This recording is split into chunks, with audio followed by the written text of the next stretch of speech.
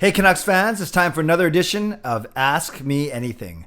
I'm Clay Emo, I'm at Canuck Clay on Twitter. I'm at Clayton Emo on Instagram. I'm the founder of the GLCPC, the Good Looking Canucks Positivity Club. This is my Canucks take on one take. It's Clay's Canucks commentary for Sunday, June the 6th. This is where you get Canucks insight that's positive and timely. Shout out to my Hall of Fame members, Jens95, Simalexander, Justin Credible, nucksfan number 29, Lucas Gates, Chris Seifert, Adam Broomfield, the Shea Family Channel, and Jamie Sports Talk and more. Thanks for your support as always, and thanks to the support of members of all levels. You're listed in my video description. If you want to join and become a member of the CCC Crew, press the join button underneath this or any of my videos on the memberships tab on my YouTube channel. A couple quick announcements. Number one, tonight it's a members only live stream. So if you feel left out and say, hey, I wish I was, hanging out on Sunday night at 10 p.m. like usual with the CCC Crew, then you really got to join as a member. So tonight it'll be a smaller group, but still a mighty group. 10 p.m. my usual live stream time, but again for members only. Bigger live stream will have to wait till Thursday night or Canucks After Dark tomorrow night with Parker at 10 p.m. So 10 p.m. tonight, members only live stream. And if you've seen some pictures, or you follow me on YouTube, sorry, not YouTube, that's what this is, on Twitter, on Facebook, or on Instagram, you may have seen some pictures this morning. My son Sean, our second son, graduated from Hugh Boyd Secondary School in Richmond, did his recording of him walking across the stage so they can do the whole the video production. He won 3 or 4 scholarships. He was class historian, so he gets to do a speech for his entire graduating class. And we're so proud of him. You can tell, you guys know how proud I am of all my kids. But yes, today it was Jacob's turn to shine as he graduates from high school and he looks ahead to SFU film school, film production in the fall. So we're very excited about that. And if he feels very generous and if I'm nice to him, he may show up on my members only live stream tonight for a few minutes, and then we can pepper him with questions instead of me. So looking forward to that as well. Hopefully that will work out. It's Sunday. That means it's Ask Me Anything, and you guys did a great job of sending in your questions in yesterday's video. By the way, yesterday's video was about Gassy Jack art and all the wonderful prints he made for me. Make sure you check it out if you haven't done so already. And I heard that he's already had a few orders from members of this channel, which is amazing. So let's get right to it. Nux649 says this: Clay, level of concern that the New Jersey Devils will select Luke Hughes in the draft, and then that makes Quinn Hughes take a deal that will make him a UFA so he can get out of Vancouver instantly to join his brothers as quick as possible. Highly concerned or not concerned at all? Nux, I definitely lean towards the not concerned at all. Yes, I think it's nice that if you can play with family, but it's not like the NBA where I think it's easier to force a team's hand, where it's easier to basically force your way onto a team that you want to be at. So I don't worry about this for a couple of reasons. Number one, yes, New Jersey could take Luke at number 4, so that's about where he might go. So that part you can't do anything about. But I think it has nothing to do with Quinn Hughes' contract negotiations. I don't think he's demanding a 4-year deal or a 5-year deal so he gets to UFA quicker. Hopefully the Canucks are only talking 3 years with him, bridge, or 7 or 8 with him long term. And 4 is the absolute worst. Of course, you guys know that 3 RFA plus 4 makes 7 UFA already. So no, for Quinn Hughes' next contract, you either go 2 or 3 years as a bridge or 6 or 7 or 8 years as a long term. So I'm not concerned about it. I'll start thinking about that conspiracy theory if the Devils take Luke Hughes, but that's got to happen first. But from all intents and purposes, and from everything I heard that Quinn's very happy here, and it's very rare that you get 3 brothers on the same team. But maybe that's a reason why they might actually try and explore it. But Nux, to answer your question, Nux649, as of now, I'm not concerned with that happening. Noah says this: who is your favorite Canucks player of all time? Well, that will be Roberto Luongo. I've always liked him. I liked him when he was here. I liked what he did for us. A lot of very tumultuous time for him here, especially near the end of his contract. But he's always been my favorite player. I like the way he became more comfortable with the media. I loved what he did on the ice, obviously not only for Vancouver, but for Team Canada in the 2010 Olympics.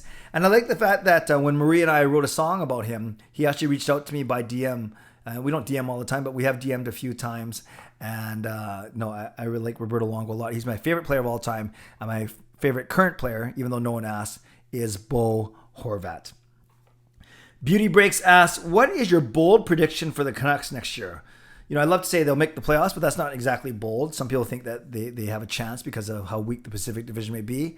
I don't think they're going to do anything bold when it comes to player personnel acquisitions. I think that might happen at the end of next summer, not this summer, because next summer is when all the money comes off. Beagle, Eriksson, Roussel, Holtby, Luongo's cap recapture penalty. So my bold prediction, it's not super bold, but I think it still has. I think by the end of the season, by the middle of the season, Jack Rathbone will be our second pairing left side D-man. That means whether he starts the season there or more likely works his way up because of his good play, I see it being Hughes as number 1 and Rathbone as number 2, and then whoever else you have on the left side, whether it's Juolevi, Edler, or a free agent, as number 3. So that's my bold prediction. It's not super bold, but something I love to see. Jack Rathbone is our second pair left D side guy by the middle of the season. Beauty Breaks also asks a bonus question: what's your favorite Bible verse? It is from Philippians 4:13. I can do all things through Christ who strengthens me. Maestro says, would you like to see Eichel in the Pacific Division? I'd like to see him. No, I guess my bigger answer is no, because that means we'll have to play him many times a season, more times than any other. And so from a pure competitive advantage standpoint, even though it makes for more boring games, you don't want to see star players in your division if you're talking about just wins and losses. However, I have not seen a lot of him as a Buffalo Sabre. We simply don't watch a lot of their games, and I think very highly of his game. So from a fan standpoint, yes, I would love to see him in the Pacific because then we get to see more of him. From a true Canucks success standpoint, I would say no. So I guess I gave you a bit of both answer there. Justin says this, Justin Credible. Thoughts on the Summer Olympics scenario in Japan and volunteers quitting while officials saying games will go ahead despite concerns of the pandemic and a possible fourth wave. It is a dog's breakfast in Japan. Obviously, these games were supposed to happen last year and they didn't. They're supposed to happen in July and it's still up in the air. Obviously, Japan still wants to host it and any revenue and publicity that could come of it. However, the Japanese people are scared, exactly what you said, Justin, of a fourth wave, of that not everyone's vaccinated or whatever the reason may be. It's just a tricky time to pull off such a big event after such, and we're not even out of the pandemic yet, but obviously we're moving that way. So what are my thoughts? It would be unfortunate. You can't bump it to 2022 because then you're going against the Winter Olympics. But it's such a difficult conversation because it's more than just safety of everyone, of athletes, of organizers, of fans.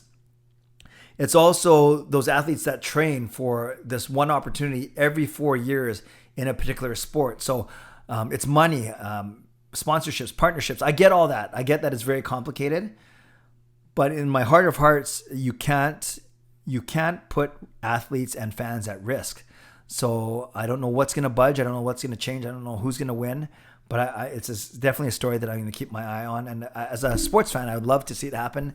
As a humanitarian, if it doesn't make sense, it doesn't make sense. Samuel, do you think the Jets can come back in the series against Montreal? Samuel, I think they can. Like, there's always a possibility, but I don't think they will.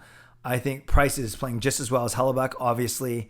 And then when you have Mark Scheifele, one of your top 5 players on your team, out for 3 more games, that's pretty tough. So even if somehow Winnipeg extends it to 5 games, Scheifele's not going to be ready again until game 6. So obviously it's got to be 3-2.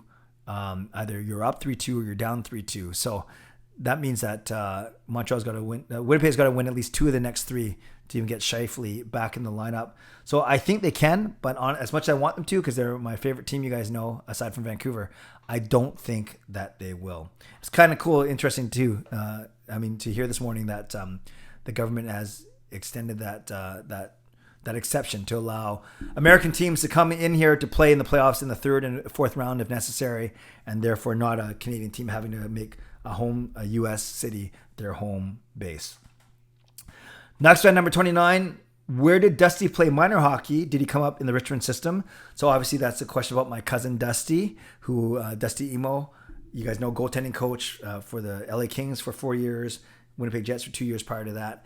And then his playing career, Nucksfan number 29, is pretty cool. He actually played in Surrey as a teenager. Then he went Kelowna Rockets. Lethbridge Hurricanes, and then the New West Bruins. And in Lethbridge, he started ahead of Jamie McLennan. In New West, he started ahead of Olaf Kozig. So he went Kelowna, Lethbridge, Surrey, Kelowna, Lethbridge, New West. Unfortunately, he was not drafted, bounced around a couple of pro tryouts and AHL teams, and then he did his most, actually, biggest accomplishments, then moving into Japan, playing on a team there, and then starting for the Japanese national team in the 1998 Nagano Winter Olympic Games. So that was pretty cool that my cousin Dusty played for the Olympics in Japan in his host country, speaking of Japan, as a dual citizen, which is really cool. After that, stayed a few more years and then started his coaching career, Winnipeg, LA, most recently in KHL, and now looking for work. So yeah, I appeared on Dusty's podcast, the Motley Thoughts podcast. Make sure you check that out if you haven't checked that out already. And lastly, C Edits. I love this one. End with a fun one. What are 5 things you would bring with you on a deserted island? 5 things. Now, I presume we're not talking about people or animals, because then there would obviously be Gail, Sean, Jacob, Kayla, and Mickey. Those would be my 5 things. People or creatures. But if you're talking about 5 inanimate objects that I would bring on a deserted island. Now, without overthinking this, I'm presuming I don't have to worry about food or water, right? Like that doesn't count. These are things possessions that I would actually bring. So I'm not worried about food. I mean, I'm not going to answer food, water, or family members. So the 5 things I would bring on a deserted island. So let's be realistic here. I don't think we're not talking about a camera and stuff. I mean, we're not talking about a mic and a tripod and a phone, because I don't think we're doing in a laptop, because I don't think we're doing it in a YouTube either, right? If it's deserted. So I should just answer the question. I would bring a Bible for sure and a rosary. So 2 kind of Christian things. A Bible, obviously, to read the Word of God. A rosary, it's one of many different types of prayers we have in the Catholic faith. Then on a deserted island, I would probably bring something to keep my hand-eye dexterity. So something like a Rubik's Cube, even though I don't know how to do it, or cup stacking, some stuff. So something to keep my dexterity, my hand-eye coordination going. Then I'd probably bring, if it's just myself, I can't really bring a football. I'm not just going to throw it up in the air and throw it to myself. Bible, rosary, something, some Rubik's Cubes or cup stacks. A piano or guitar. It's just something musical. I'm not bringing a piano on a deserted island, but maybe I'm bringing a guitar or ukulele. Even though I'm not really good, I'd learn, because I can play, other instruments. So I'd learn how to play the guitar or ukulele.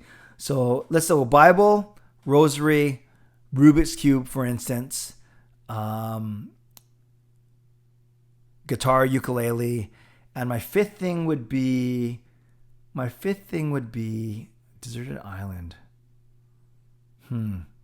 A blanket, because I think it'd get really cold at night, depending on what season we're in. And again, I don't want to overthink this. I don't know how long I'm on this island. I don't know what type of weather it is. I don't know if anyone's around me. I don't know if I have a power source. Because if I had a power source, then my answer changes completely.